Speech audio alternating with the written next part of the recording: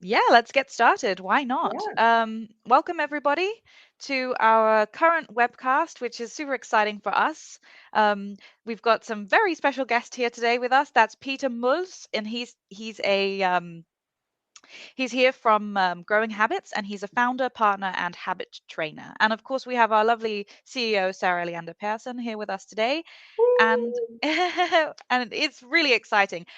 Even for me, I feel very excited to listen to the content of this webcast today because I think that even in my personal life, changing and growing habits is so very relevant. So I'm really interested to hear, Peter, how you're going to share your secrets with us for doing that in terms of the workplace. And as I understand, for you, it's very important that it's a deliberate changing of habits and growing of habits.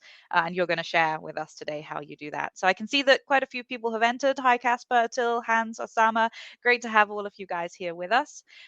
We're about to launch a poll as well, which I think I'll just do now. So to all of you who have just joined, you'll be able to use the poll section up here in the top hand corner to answer the poll, and we'll then at the end go through the answers there. So it'd be great to get all of your feedback for discussion. And of course, you're also welcome to use the chat feature at any time to let us know if you have any questions or comments as we go along. But for now, I think I'll like to just launch that poll and hand the word over. So the first poll that we're doing here is to what extent does your sales team use the training from their latest sales training in their everyday sales? So let me just hand the word straight over to you guys. It's so great to Thanks. have That you is a here. really relevant question. Absolutely. And I think that's exactly what we're going to talk a lot about today is how do we take these things that we learn and implement them. But before that, before we get the answers from the poll and we get started, I just really want to say welcome, Peter. It's super cool to have you here. I know I'm struggling to implement some great habits in my own life, also in my sales, even though I've spent the past 15 years in professional B2B sales. I'm still, there is no such thing as perfection, and there's lots of things I can do better. So just to put some words on you, Peter, you're 38 years old. You're a father of two. Yes. You've been in sales for the past 15 years, also roughly. Getting there, yes. Yeah. We're getting old. But not more than that, you're also working a lot with habits, psychology, philosophy. How do we improve? Mm. And so my to get the long-term results, of Yeah. course. Always. So my first question to you is really like, what got you into all of this? Wow, that's a very good question. Very good place to start. Yeah.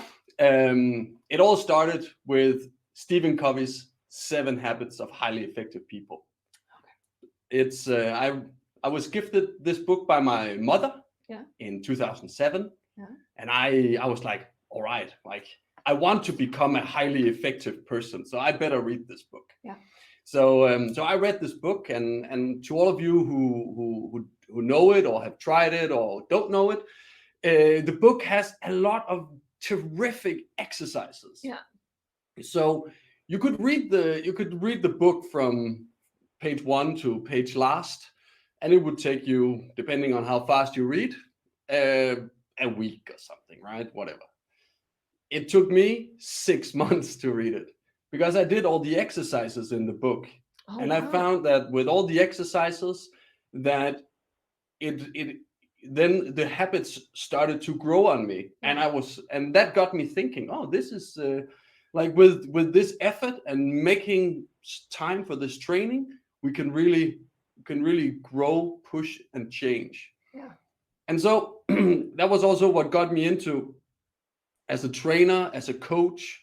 I was struggling to see how this was being applied when I was a corporate trainer, and then I decided, okay, it needs to be done differently, and that was when I founded Growing Habits back in 2017. Tell me a little bit, and tell our listeners a little bit about Growing Habits and why this is actually, in my opinion, the way forward. Actually. Mm-hmm. Mm-hmm. Yeah, so absolutely. Growing Habits, I think, is the best way to automate the behavior that we really want to have, because we cannot be consciously aware all the time of what it is that we really want to do.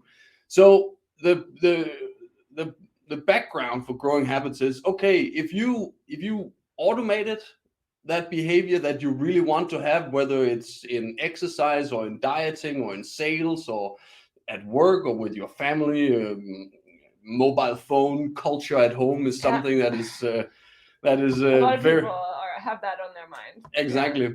So if you want to have a good habit there, build it deliberately and don't expect yourself to be conscious of it all the time. Then the thesis or the premise of growing habits is train it until it becomes second nature, until it is automatic response.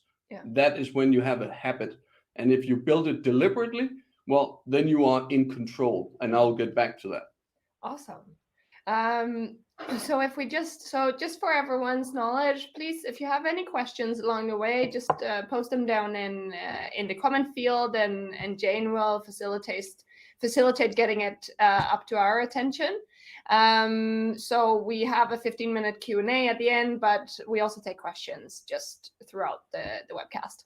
So my next question to you would be, like, why should sales leaders focus on building great habits in their teams? Yeah, I think the most important reason to do this is because of success. Yeah. Like, we're in sales because we want to sell stuff. Mm. And I think it's funny, almost like tragically funny, that people know what to do, but they don't do it. Yeah. And if they do it, then they don't do it consistently. No, and that's really at the heart of this, right? Mm. That we might have spurts of trying to improve our habits, and then we manage for like a week, 2 weeks, and then we slump again, back to old habits, the ones that we tried to get away from. Absolutely. So, but and we'll get back to this throughout the webcast also. But like the difficulty here is from a sales leader's point of view. What's one thing doing it for yourself, but how do you encourage others to do it? And I know you will get back into that. So, but companies also invest significant amounts of money into sales training. That is very every big. year. It's $1 billion industry. You've been to sales training. I've been to sales training. All of you, I am 1,000% sure, have been to traditional sales training. And I think all of us can agree on that. We did not follow through with all of the things that we learned. Mm-hmm. No, and I think there is this sentence going around, or this quote, that knowing and not using is the same as not knowing. Yeah, and that's really all there is to corporate training. It's all good and fine that you go to corporate trainings and you get the knowledge, but if you don't use it, you might as well not have spent time learning it in the first place. Exactly. You've actually wasted your time. And that is where, with habits, I go and say, okay, let's go in small. Don't try and make a big change. Just make a small change, but make it consistently, make it permanent. Exactly. And I think it's such an important thing to vocalize and verbalize. Just think, if you're not going to use it, then don't do it. Take the money that you spend on sales training and spend it on your team and some cool events, or creating an atmosphere, or building culture, or anything instead of traditional sales training, if you know on beforehand that it most likely won't work. Yeah. So but why doesn't it work? Because it's too infrequent. Yeah. As you introduced me as a father of two, one of my kids go to school, and we see our children, they learn foreign languages, they learn math, they learn to read, to write. Why do they do that? How do they do that? Because they go to school 5 days a week. Yeah. I think that's how often do we go to corporate trainings? Once a quarter, maybe once every half year? Yeah. I do not believe that. Okay, there is something about the plasticity of the brain that we can learn more in a young age than as we grow older. Sorry no, to say that we're no. older, but Actually, I read a study yesterday that it's just been proven that the brain does not start aging until after 60. yes, that is great It news. is brand new research. And I mean, so we have no excuse. No. None of us have any kind of excuse. But so putting in the reps with corporate training and building habits is exactly the same as going to the gym or losing weight or something. It has to be a consistent, persistent effort. Else you're not gonna make a change. Yes, you're gonna have the spurs of greatness where you're like, that week you really nailed it, you followed up, and you were very structured with all of your emails and your phone calls. But then the next week, as the curve of forgetfulness is a research done many years ago, how knowledge declines over time after we've acquired it. Yeah. And so if we don't want to forget it, we need to apply it, and also talk about it, like in a webcast like this. Yeah, exactly. Bringing it up to the surface that we shouldn't feel bad about not implementing what we learn, because there's habits required to do so. Cool. So change is often hard. How do you convince your team that this is the way forward? Well, I think the best way to convince your team to move forward is by I have this 3 phases. I think everything is good to have in 3s. And I think number 1 is to agree on what are the goals that we as a sales team are striving for. If I were your leader, you have committed to working here at Prezentor. Yeah. Why did you do that? And then I will follow up by asking you this one question. This is a question I really love. What will become better when we succeed in sales of this? Yeah. Picture that for yourself. Stephen Covey, coming back to 7 Habits of Highly Effective People, he talks about start with the end in mind. So let's start with the end. Once we are successful with sales, 2-3 years in the future, what will that look like? Oh, we will have a great big office. I'll be driving a huge car because I've earned a lot of commission. I might have gained a promotion. You will have gained a promotion. Things will start to look a lot better because we need to agree on this beforehand, before we go out and start doing it. Because when we know why we do it, when we know where we are heading, and when we agree on it, I can also, as your manager, follow up on you. Okay, so how are you progressing towards this? Yeah. And then we can have a much more consistent growth trajectory towards that goal because we agree on it. Yeah. And we've agreed on it beforehand. We're not arguing along the way, like should it be here or here, but we just made a conscious decision very early on to say, okay, going there. Yeah. Because once we have agreed on this, phase 2 is exactly to move on and say, okay, so along the way, when you start putting in all your efforts, how will you grow as a person? Yeah. What will you learn? What skills will you develop? How will you grow? Because when we know why we are going there, because we've committed to a goal, in this case, Prezentor, as an example. So we first need to agree on that, and what will become positively different when we succeed in delivering on these sales goals. Yeah. Then, by working very focused on these goals, you will also grow as a salesperson. Please articulate that. Write it down. I'm holding a pen here. Write it down, because when you know there's a meaning with all that effort in terms of generating the results, but there's also a meaning towards me growing as a person. Yeah. And then we don't need to discuss sales training or coaching or development, because it comes as you get it almost for free when you are working towards this goal that we have agreed upon. Yeah. And then it becomes the goal of the company becomes the primary focus. And that's really how you as a sales leader get your team on board. Start up front by agreeing on a simple goal where we are headed. Yeah. And this needs to, so just to align with everyone listening also, it can be a goal for just your team. It can be for the company, or it can be for a department, or it can be just for your team. We are going to be the best sales team in our big organization because we are going to achieve this, and that. Yeah. Awesome. So so if you're a sales leader and you want to change some of your team's habits to optimize performance, what do you do? Where do you start? I see this all the time, everywhere I go. Yeah. I won't just say 99%, I would say 100% of the places. You have to offer your help as a sales leader. You have to make yourself available. Yeah. There is a ton of requests coming towards sales leaders or CEOs as yourself to be in a lot of places. And where is the first place you start to find time in your busy schedule, in your busy calendar, is with your employees, with your team, saying, listen, I know we have a meeting this week, but I just need to go to this thing, and then we do it next week. Yeah. But next week just never comes.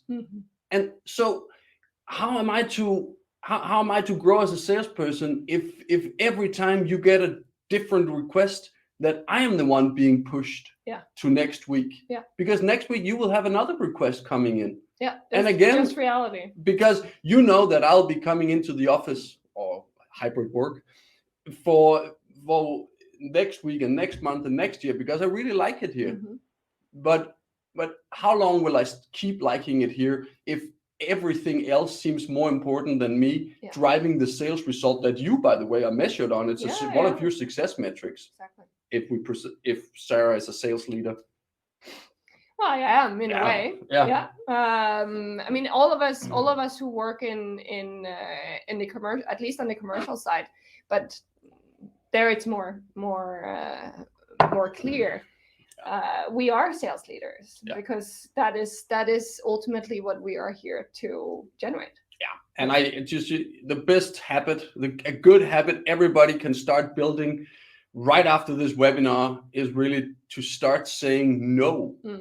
Because when you get requests from everywhere, start saying no to what is one. Important. If you say no to one thing a day, you gain 5 minutes of your time back today that you can reinvest in your team in one-to-one to really help your team start building good habits, just as your good habit is to say no to one thing a day. So if no is one tool that we can use in order to build good habits, what are some other tools that everyone listening today can start implementing in order to change their team's habits? So on Growing Habits website, there's a tab where you can download, and it will also be sent out to everybody listening today. The 3 phases, how to build a good habit deliberately. So first thing is to start defining it small, something that takes less than 2 minutes to do, such as saying no takes 1 second, right? So making it very small, making your barriers to entry into your good habit very, very small so you can get started. I love the American TED Talk PhD, Christine Carter. She said, be unambitious. Because when you are unambitious, just not making a big change, a big good habit, but just a small, then compound interest, doing it every day means that you will, over a course of a year, having at least done it 365 times, whatever your good habit is, saying no, or exercising, or eating something different, or putting your phone away if that is the focus of your good habit. And then do yourself that favor and track it. Set an X every day, because Simon Sinek made it very clear to us on many occasions, and other scientists, about dopamine, that we're really setting that X is something we as a species really enjoy, because it's like, yes, I did it. Yes, I did it. And then we learned something very interesting from the comedian Jerry Seinfeld.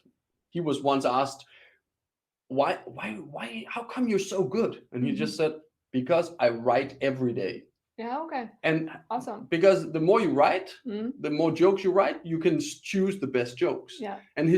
And then he had a big calendar on his wall, and he put an X every day that he had been writing, no matter if it was 5 minutes or 1 hour. Yeah.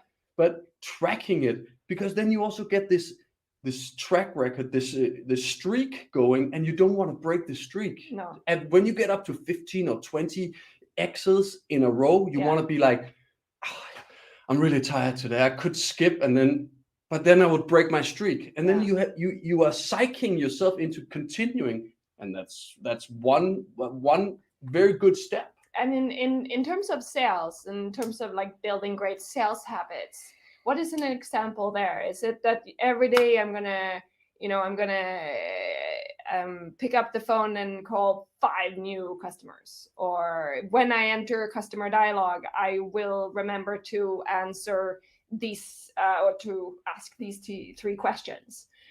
Could that be examples of what do, like hands-on examples of what could be done in sales? Yeah, absolutely. So I think in sales concretely, if you define an area in your sales, in your flow of sales that you want to improve, whether it's hunting or the meeting phase itself, or in the follow-up, or in the CRM phase, time management, you can define what it is for a good habit you want there. For example, I love to have this in the early phases of the meeting, to ask my counterpart, what will make you a rock star? Yeah. But both because it's a funny question, but also because it's a good habit of mine to ask this, that I'm not negotiating with a company, I'm not negotiating with Prezentor. I'm speaking to Sarah, and I want to know, Sarah, what will make you a rock star in Prezentor? Because if my product, what I sell, if that can make you a rock star, I bring you onto my team. Then we together really want this project to go ahead, and I will make the sale, and you will become a rock star. You'll shine. Yeah, exactly. So from being in Prezentor, being in sales enablement and sales tech, apart from having the coaching side and really supporting your team and your individuals, because this is about humans, right? Supporting them in building those great habits. And I love what you say, Peter, about making the entry barrier as low as possible. So there, from my point of view, I'm really passionate about making that entry barrier as low as possible and structuring your sales collateral in a way that there are no excuses for not finding it, or for not having time to prepare it, or for having sales playbooks that don't support the dialogue that you're actually going into. I just wanted to share one example here. Let's see if I can do that. I'm just gonna, so Jane, I'm fiddling around a little bit now, so I'm just gonna share another, let's see, why doesn't it want to do that? See if it does, it want to. There it is. Because it's a really great example on what Peter just mentioned. But there, for some reason, it doesn't want to find my... In the meantime, while Sarah's just trying to find the slide, have you got it? I was just going to say the poll. If everyone's voted on the poll, then let's have a look at the results here. So just to remind you all, the question was, are you able to see that poll up there now? Not yet. Okay. We are not, at least, no. Here we go. There to what extent does your sales team use the training from their latest sales training in their everyday sales? So thankfully, nobody said nothing. But we did only have 9% saying all the time. So this is quite reflective, Peter, of what you were just talking about here. The majority use it sometimes, which of course makes good sense. Although we also do have quite a few people who are using it most of the time, and also quite a few people who are using it, not never, but also probably not so often. Not so often. And this, Peter, is this reflecting of what you normally see? Yeah, this is a carbon copy of every time I ask this question. Yeah. Awesome. Like 2/3 use it somewhat or less of the time. If you then will go as far as to saying that 2/3 of the time is wasted, I don't know if you want to do that. But what I want to, here we come to philosophy, and what the point I keep banging on about here is, as the Stoic philosophers are saying, do less, better. Yeah. Because we can see from here, we're being way too ambitious when it comes to sales training. We want our salespeople to grow and develop and become super salespeople. Yeah. Whereas there's just not time to allocate to training that and getting there. No. And then my point is, why do we set ourselves up for failure like this? It's not motivating. It's not energetic. Yeah. So I like to do less better, taking one habit, taking one part of my sales, and then working on it rigorously, months on end, So let's for instance say that you as a team, as a sales leader, together with your team, decide that, okay, we really want everyone to ask when they start a meeting, what will make you as my stakeholder a rock star? Or what are, just such a simple thing as, what are your expectations to the meeting? Absolutely. So that we align before we actually dive into it, and that makes it much more easy to handle and so on. Then incorporate that into your sales collateral, into your sales presentations and sales playbooks, and make sure that it's there. So Jane, I don't know if you can see my screen. Can you change? It's There, up on. great. So this is just an example from the Prezentor platform, and there's many different possibilities out there. But here's an example of a company called Acme that has incorporated this into their interactive agenda. So everything you see here is just best practice that is built up to encourage everyone to have the best possible habit. So here, for example, you can see that your expectations is clearly put out. If you want to, if you're good at just asking it, you can just ask it.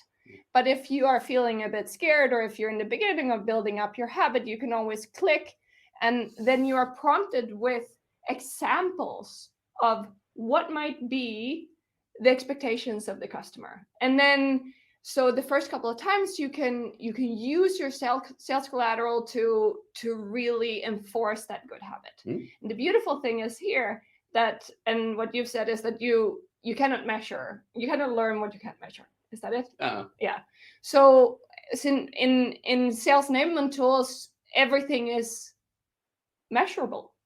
So every time you do something, it's digitally recorded, and your sales leader can actually see, you as a sales leader can see, what is my team doing? Are they actually enforcing those good habits? And then you can proactively go and praise, say, hey, well done, I see that you do this in every meeting.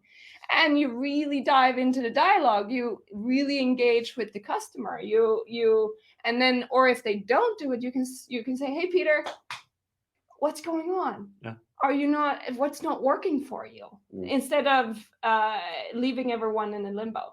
So it was just a small example. I just wanted to share it, because the whole thing about combining coaching training with actual digital technology that support it, that's really some possibilities that we have today, but that we didn't have 10 years ago. Yeah, it's fantastic. I love how we can combine this to deliberately build good habits. Yeah, exactly. So I'm just going to unshare my screen now, Jane, so you can just switch back to the camera. Great. Fantastic. And perhaps this is a perfect time to launch the second poll. What do we say? Yes, definitely. Yes. So here we go. Second poll is starting. And the poll we have here is, have you ever tried to drive good sales habits in your sales team and not succeeded? So we're very interested to hear from you all again, how your experience has been in this area. And what do you say, Peter and Sarah?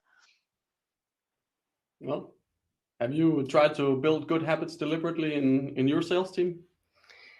Yes. Yes. Actually, we but it's a consistent trial and error. I have to admit that.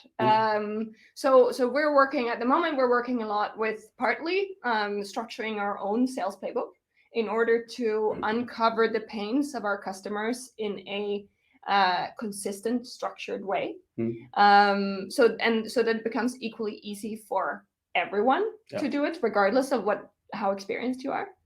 And then also I think what everybody are struggling with is getting data into CRM. Yeah. And there we are really working on automated processes so that your time management, you don't, so that the data that we get from our sales meetings end up automatically in our CRM system. Yeah.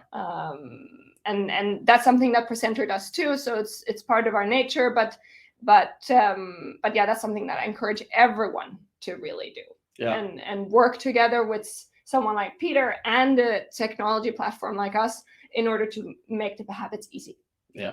Yeah. At Growing Habits, we have developed a particular focus course on building good habits for salespeople that will be launching next week. And to the first 50 who log in, we will provide a voucher that will give you this course that is normally priced at $9.99. You will get it for free, the 51st who log in. So we're very happy to provide this. You should really do this. And it has a specific chapter on CRM and good habits, how you make sure to update your CRM. So it's and also a chapter on time management, how you carve out time for yourself to do what it is that you must do. Yeah. And it's different from different salespeople. They are at different stages and having different focus areas in their sales process, what they want to fine tune or develop. Yeah, I'm rounding off, and I think that's extremely important. So I do recommend everyone to take Peter up on our offer and actually dive into this, because if you want to implement this at scale, which regardless if you have a team of 5 or if you have a team of 100, you want to enable the vast majority to actually follow through on these things, and then optimizing things like time management, the things that we have to do, is essential. Yeah. And building motivation around that also. Yeah. Just as the final kicker that I want to share with all of you today is the best way to start building a good habit is really to talk about it. Yeah. Sarah, I wanna eat more healthily. Yeah. I am a person who eats an apple every day. Yeah. The more people I say this sentence to, I want to be consistent with what it is that I am myself saying. So if I tell it to you, I tell it to Jane, I tell it to all my colleagues, all my clients, my family, the more times the words come out of my mouth, the more I will be talking myself into my habit that I need to do this. I want to be consistent with what I am saying. And hence, so I will possibly, I will possibly be eating more apples if this was the case. But it could also be in sales, you know. Yeah. I am a salesperson who always asks my clients, what will make you a rock star? Yeah. And the more people I tell that, the more likely it is that I will actually also go out and do it. And especially here also, and I think that's such a important thing to highlight, because also in a hybrid world that we're now living in, and we're not at the office, so I can't see you eat that apple every day. You're sitting at home eating your apple, and I'm at home or in the office. You're at the office, obviously. I'm obviously. So that it becomes even more important to combine best practices with technology, because if not saying that I should have a camera monitoring if Peter eats an apple or not, that's a bit over the line. But if it's sales practices, then if you have a tool that is able to measure how your sales team is conducting their behavior, conducting sales meetings and so on, then it becomes easier for you to follow up on those habits without necessarily asking into every time, are you doing it? Because that becomes such a negative loaded question, because then an individual feels pressured to say yes or no, and if you haven't done it, you feel really bad and like you're a failure. But instead, if someone can come and say, hey, I see that you're struggling, how can I help you? It becomes a totally different thing. I think technology is a great helper. I have been building a conscious habit of running every day, and I am logging it with an app. So every time I have run, I press the app, and that is the equivalent of putting an X in a habit tracker. I do too. and I also do a screenshot, and I send it. In this case, I send it to my brother. So I'm also sharing it. I'm making it a social thing. Yeah. But I'm not doing it for him. I'm not doing it to brag. No, I'm doing it for to you. talk about it, to make it visual to myself that I am myself, consistent with what I have said. I am a person who runs every day. Yeah. And the same goes for in your sales habits. If you know that someone else is keeping an eye or can see what you're doing, you're more likely to also follow through on it, because you want to shine to your leader, or you want to then do what has been agreed on between the two of you. So yeah, technology together with great systems, structure, and habits is really powerful. Yeah. So I think we're actually approaching the end. It's 11:36. Should we just launch the results on the second poll, Jane? Let's do that now. So thank you all for voting, and I'm going to put the results up now the poll is closed. And let's put them on the screen. Have you ever tried to drive good sales habits in your sales team and not succeeded? 88% were honest and said yes, they have. We did have 12% say no, but I suppose this is also going exactly with what you were just saying here, Peter, that again, expected results, I suppose, yes? Very much Yeah. so. Absolutely. Yeah, so I would have a question for you then. For those 88% who said that they've tried and not succeeded, what, in your opinion, would be the very first step in changing that percentage? Yeah. The three steps that we have covered today in the course of our dialogue is: be unambitious, be small, define something that you can do in 2 minutes or less. Secondly, track it. Set an X every time you've done this tiny task that you set yourself, like saying no, or eating an apple, or asking the question, what will make you a rock star? Small things that has no barrier to entry. So make it small, track it, and then tell people, I am a person who asks my customers, what will make you a rock star? When you do these three things, you will increase your likelihood of success and not becoming a part of the 88%. Yeah. And then if you do, when you do end up as part of the 88%, which we've all been, don't beat yourself up about it. No. Just get back on track. Back in philosophy, the old Chinese saying is, the best time to plant a tree was 20 years ago, but the second best time is today. Yeah. Right. So let's not get stuck in the past, but like, what can we do right now? Yeah. And then just plant that tree, plant that seed of a good habit today. Yeah. So to sum up here, I think we can say, find the habits that you want to change. Sign up to Peter's course. I really recommend it. And then identify the things that you want to change with your team in order for you guys to succeed. And then also identify the technology that you can use in order to support those succeeding in those habits. And then get started.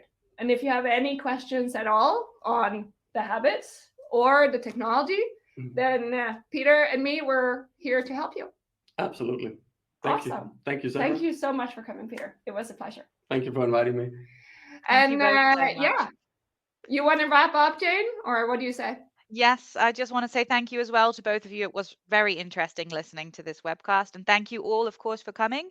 And just to let you know, if you'd like to grab a recording of this, we will have it up on our website if you want to share it or review it again. And we will be sending out a survey at the end so we can grow our good webcast and webinar habits in the future. But otherwise, I wish you all a very pleasant day and thank you very much. Hope to see you all next time. Have a great day, everyone. Bye. Thanks. Bye.